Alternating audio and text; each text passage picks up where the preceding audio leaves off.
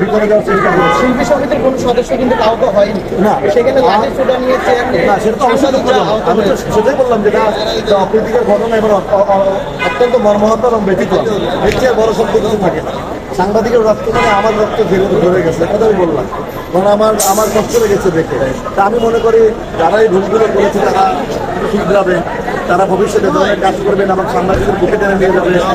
যে তদন্ত কমিটি হয়েছে সেই কমিটি সুষ্ঠুভাবে তদন্ত করে একটু ডাইন দিকে লুক দিয়ে কমিটিরা সুষ্ঠুভাবে তদন্ত করে এটা সুন্দর বিচার করবে।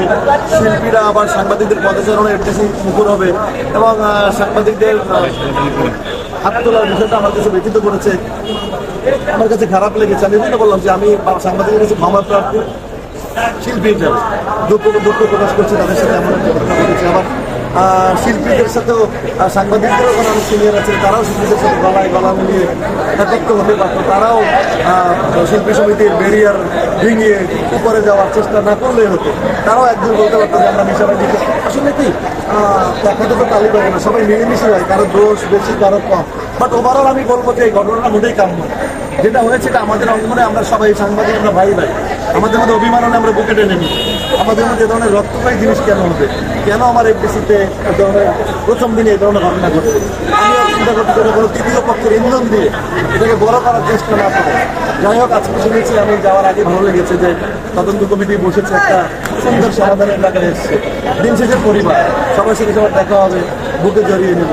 ভবিষ্যতে এই ধরনের ঘটনা না ঘটে সাংবাদিকদের সাথে এবং কারো সাথে, সবাইকে এটার জন্য আমরা জানি যে আমরা আমার খারাপ লেগেছে, আমারই তো পরিবার, আমার বিপরীতভাবে কোনো সাংবাদিক কাউকে প্রশ্ন করে জিজ্ঞাসা করবে না, মানে শিল্পীরাও সন্তান কারণ সন্তান তার বাবা সরকারের বাবা মা যত খারাপ অর্থী হয় তাকে নিয়ে কোনো নেগেটিভ কোনো মন্তব্য আমার সাংবাদিকরা শব্দ আসে না, সাংবাদিকরা হাঁটতে অনেকে তো ভুল করে বা ভুল করেছে। আমি বলবো যে আমি শিল্পীদের 3 দিনবার সেক্রেটারি, আমিও সাংবাদিকদের কাছে দুঃখ প্রকাশ করছি। আমি তাদেরকে বলবো আপনারা ক্ষমা সুন্দর দৃষ্টিতে দেখবেন।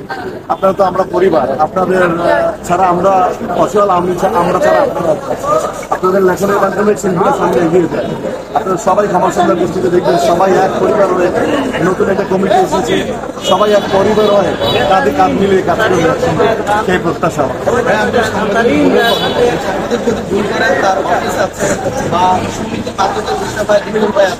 সমাধান করতে ধাক্কা মেরে ফেলে দিয়েছে এবং আমাদের